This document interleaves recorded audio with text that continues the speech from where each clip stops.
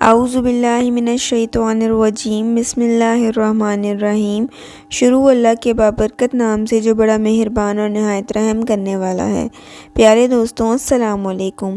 حضور اکرم صلی اللہ علیہ وآلہ وسلم فجر کی نماز کے بعد صحابہ کرام سے دریافت فرما لیا کرتے تھے کہ تم میں سے کسی نے کوئی خواب دیکھا ہے؟ اگر کسی نے خواب دیکھا ہوتا تھا تو آپ صلی اللہ علیہ وآلہ وسلم اس کی تعبیر فرما دیا کرتے تھے۔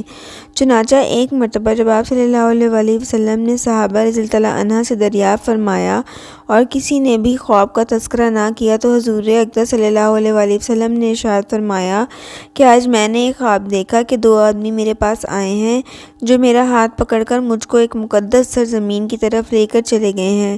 کیا دیکھتا ہوں کہ ایک شخص وہاں بیٹھا ہوا ہے اور دوسرا ہاتھ میں زنبور لیے ہوئے کھڑے کھڑے اس بیٹھے ہوئے شخص کے کلے چیر رہا ہے، اور جب ایک کلا گدی تک چڑھ جاتا ہے تو دوسرے کلے کے ساتھ بھی یہی معاملہ کرتا ہے اور اتنی دیر میں اس کا پہلا کلا درست ہو جاتا ہے، مگر وہ شخص پھر اس کے ساتھی ہی یہی عمل دہراتا ہے۔ یہ دیکھ کر میں نے دریافت کیا آخر یہ کیا بات ہے؟ تو وہ دونوں کہنے لگے آگے چلیے۔ ہم آگے چلے تو ایک ایسے شخص کے پاس سے گزر ہوا جو لیٹا ہوا ہے اور دوسرا شخص اپنے ہاتھ میں ایک بھاری پتھر لیے اس لیٹے ہوئے کے سر کو نہایت بے دردی سے کچل رہا ہے۔ چنانچہ جب وہ شخص اس کے سر پر زور سے پتھر مارتا تو پتھر لٹک کر دوسری جانب چلا جاتا اور وہ شخص ابھی اس پتھر کو لانے بھی نہیں جا پاتا کہ اس کا سر پھر درست ہو جاتا اور پھر وہ اسی طرح اس کا سر پھوڑتا رہتا ہے۔ یہ ماجرا دیکھ کر میں نے دریافت کیا کہ یہ کیا قصہ ہے، تو وہ آدمی کہنے لگے آگے چلیے۔ جب آگے چل کر ہم اسے غار پر پہنچے جو تندور کی طرح اندر سے کشادہ تھا اور اوپر سے تنگ، جس میں آگ دھک رہی تھی اور بہت سے مرد و عورت اس میں پڑے تھے۔ جب آگ کے شعلے بلند ہوتے تھے تو وہ سب اوپر اٹھتے اور نکلنے کے قریب ہو جاتے، اور جب آگ نیچے بیٹھتی تو اس کے ساتھ نیچے چلے جاتے تھے۔ یہ دیکھ کر میں نے معلوم کیا کہ یہ کیا معاملہ ہے، تو وہ کہنے لگے آگے چلیے۔ آگے چل کر ہم نے دیکھا کہ ایک خون کی نہر میں ایک شخص کھڑا ہے اور دوسرا شخص نہر کے کنارے پر کھڑا ہے جس کے سامنے بہت سے پتھر پڑے ہیں۔ جس وقت اندر والا شخص نہر کے کنارے کی طرف آتا اور نکلنا چاہتا تو کنارے والا شخص زور سے اس کے منہ پر پتھر مارتا کہ وہ پھر سے اسی جگہ واپس پہنچ جاتا، اور وہ پھر جب وہ دوبارہ باہر نکلنے کی کوشش کرتا تو پھر اس کو اس جگہ دوبارہ پہنچا دیتا۔ اس حال کو بھی میں نے معلوم کرنا چاہا تو وہ دونوں کہنے لگے کہ آگے چلیے۔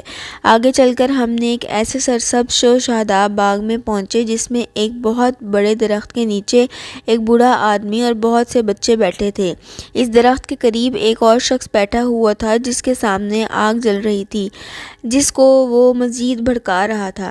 پھر وہ دونوں مجھے اس درخت پر چڑھا لیے گئے جس کے درمیان میں ایک خوبصورت مکان تھا۔ وہ دونوں مجھے اس مکان میں لے گئے۔ اتنا عمدہ مکان میں نے کبھی زندگی میں نہیں دیکھا تھا، جس میں بہت سے بوڑھے، جوان اور بچے موجود تھے۔ پھر باہر لا کر اس سے بھی اوپر لے گئے جہاں پہلے گھر سے بھی زیادہ عمدہ مکان تھے جس میں صرف بوڑھے اور جوان تھے۔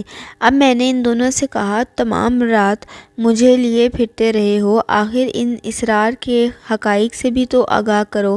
جب انہوں نے بتایا جس شخص کے کلے چیرے جا رہے تھے وہ چھوٹا شخص ہے جس کی جھوٹی باتیں دنیا میں مشہور ہو جاتی تھیں، قیامت تک وہ اس سزا میں مبتلا رہے گا، اور جس کا سر پھوڑا جا رہا تھا وہ ایسا شخص ہے جس کو اللہ تعالیٰ نے علم قرآن عطا فرمایا مگر رات کو غافل ہو کر سوتا رہا تھا اور دن کو اس پر عمل نہ کرتا تھا، قیامت تک وہ اس عذاب میں مبتلا رہے گا، اور آگ کے غارے میں زناکار پڑے ہیں اور خون کی نہر میں سود خور ہیں۔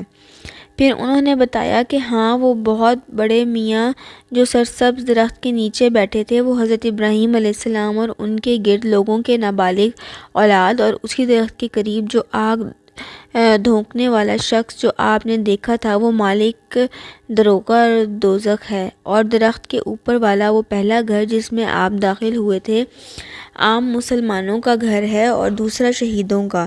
پھر فرمانے لگے ہم دونوں آدمیوں میں سے میں جبرائیل ہوں اور یہ میکائیل ہیں۔ اس کے بعد کہنے لگے ذرا سا سر اوپر اٹھا کر میں نے سر اٹھا کر دیکھا تو میرے اوپر سفید بادل مجھے نظر آیا۔ وہ کہنے لگے یہ آپ کا گھر ہے۔ اس پر میں نے کہا تو مجھے چھوڑو، میں اپنے گھر میں داخل ہو جاؤں۔ اس پر انہوں نے کہا نہیں، ابھی آپ کی عمر پوری نہیں ہوئی، اگر آپ کی عمر پوری ہو چکی ہوتی تو آپ بھی چلے جاتے۔